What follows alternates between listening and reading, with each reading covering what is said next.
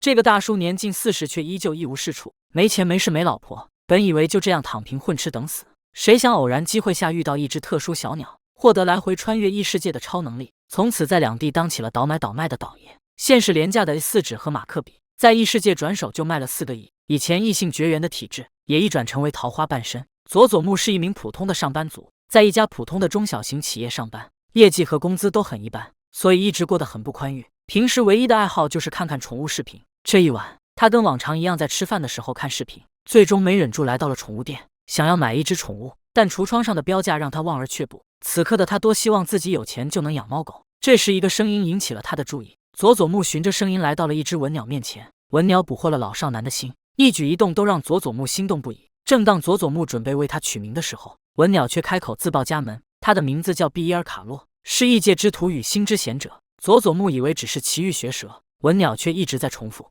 也让佐佐木有了灵感，就叫他小毕吧。这让小毕一脸不爽，不敢相信自己能跟小毕交流的。佐佐木想再确认一下，于是询问小毕想吃什么。小毕一开口就是夏多布里昂牛排，那是非常昂贵的，佐佐木根本买不起。小毕告诉他没钱就去赚。自从他转生为鸟，他就在不断思考如何回到原来的世界，为此需要做什么，回去了又该做些什么。最终他得到了结论，就是要按照自己喜欢的方式自由的生活下去。为此希望佐佐木能协助他，这样一来佐佐木也能赚到钱。不等佐佐木思考，小毕直接将自己的力量分给了他，这样两者之间便联系了起来。小毕就能通过佐佐木的身体使用原来的力量，不会因为使用魔法导致身体崩溃。随即小毕发动了传送魔法，将佐佐木传送到自己转生前的异世界贝多里奥。自此佐佐木白天当社畜，晚上当导演，与小毕配合在2个世界间做起了生意。而自从遇见小毕起，佐佐木好像也变得幸运了。进完货后，佐佐木随即与小毕来到了异世界的哈曼商会，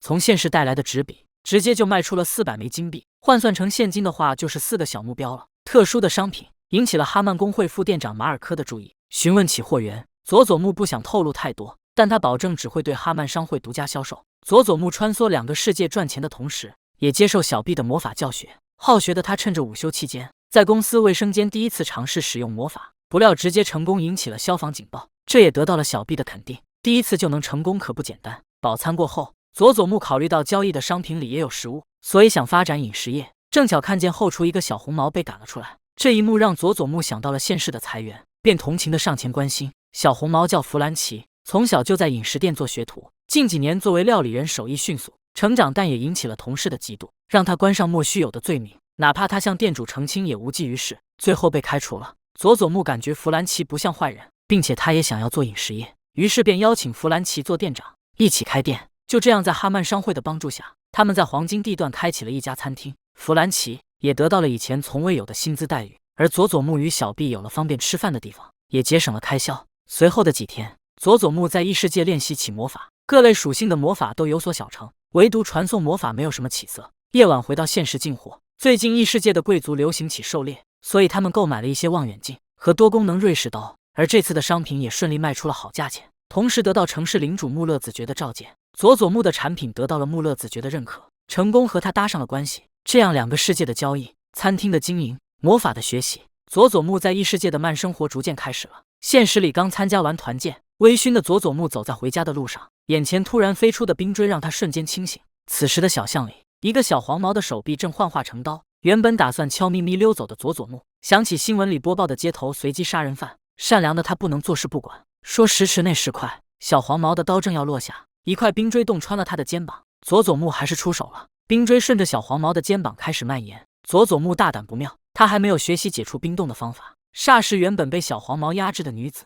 却抬手将冰锥融化。当他看到后面唯唯诺诺的佐佐木，立马掏枪询问佐佐木的身份，得知自己是被未登录的新人，异能者搭救。女子有点不爽，却也放松对佐佐木的警戒，但是要求佐佐木跟自己走一趟。同样好奇女子身份的佐佐木答应了，女子并提出要回家一趟，她想跟小毕碰头。于是佐佐木回到宿舍，跟小毕说明了情况。小毕在暗中观察，并没有发现女子身上有魔力一样的东西。那么异能者就是和魔法在完全不同的体系下形成的一种现象，这也提起了小毕的兴趣。现实存在着和异世界不一样却相似的法则，小毕打算和佐佐木一起去看看情况。出门后，2人便相互做了自我介绍。女子叫星崎，随后坐车出发。紧接着，星崎就介绍起异能力者。异能力者是称呼那些自然产生像魔法师一样的人，异能力者出现的概率是10万，并且还没发现有人具备1种以上的能力，但每种能力经过锻炼都能变强。新奇的异能不只能控水，还能改变其温度，有的能力能一夜摧毁城镇，有的能力却积累不堪，但其中大多数都极具危险性，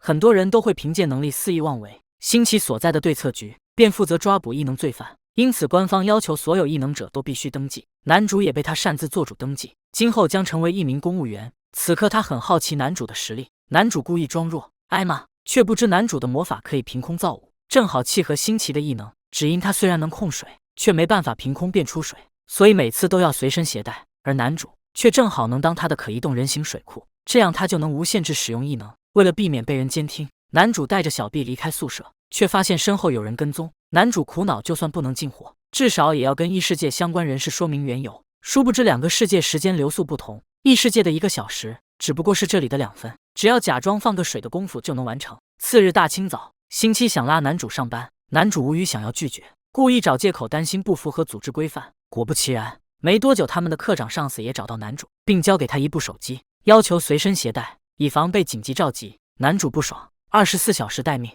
连休假都不能放松，如果丢到异世界就肯定收不到信号。随后男主接受了新职场的新人培训，他好奇新奇到底是个怎样的人，却不料讲师只是让他多多加油。辛苦了一天的男主疲惫回家，邻居少女再次守在门外等他，只为送上自己做的手工零食，并且很在意新奇是不是他的女朋友。得知是同事之后，少女才开心回家。男主刚进屋就见小 B 叫个不停，于是他故意将工作激留在家中，带着小 B 出门沟通。原来家中白天进了陌生人，偷偷摸摸撞东西，男主猜到肯定是组织安装的窃听器，于是摊牌，再这样就拒绝为他们工作。科长解释这只是测验，而男主成功通过了测验，他很欢迎像男主这样直率优秀的人，才给自己做事。男人自从买到异界鸟贤者，就从社畜摇身一变公务员，还只用2周半就达到异界魔法师10年的成果，成为一名中级魔法师。唯独年纪大了，记性不好，记不住繁琐的魔法咒语。小 B 建议他使用魔导书，但并非是男主所想的那样，他的手机就是魔导书的一种，只要是记录咒语的载体，都能称作魔导书。学习魔法之余，男主也没忘了倒钱。这次他倒卖的物品是对讲机，只要装1颗电池，就能持久1整天。会长大吃一惊，这种好东西就算电池1颗要价100金，也依旧值得购买。他向男主提出购买所有的对讲机库存，只因领主自觉吩咐过，一旦男主提供的商品中出现特别出色的东西，就全部买下来。据会长透露，近期与邻国之间的关系恶化，他猜测自觉这是在提前做准备，因此提醒男主也要多加小心。次日大清早，男主就收到新奇的电话，需要男主迅速集合出任务。此刻男主才发现，在异世界的时候，课场打了很多电话没接到，上司表示要将一伙非法异能组织全部带走。由于异能太过危险，官方要求每个异能者都必须登录管理，对方却选择拒绝登录。其中一个成员前不久犯下了伤人事件，男主注意到伤人者就是袭击新奇的黄毛，其他成员也因此都成为了嫌疑犯。总部经过多日调查，总算找到对方的潜伏地点。为了不再次出现受害者，因此要求逮捕所有成员。第一次实战让男主紧张的不行，龙套同事却心比天高，认为对方肯定都是比不过他们的菜系。男主意外新七似乎完全不害怕，毕竟用异能战斗就像是枪战一样。殊不知新七反而兴奋的不行，反正风险越高就赚得越多。男主还想知道万一受伤了算不算工伤，此时男主才开始后悔，早知道就事先学习防御魔法。很快攻坚队便闯入敌人据点，却不料里面空无一人，众人瞬间松懈，唯独新奇心生不祥的预感。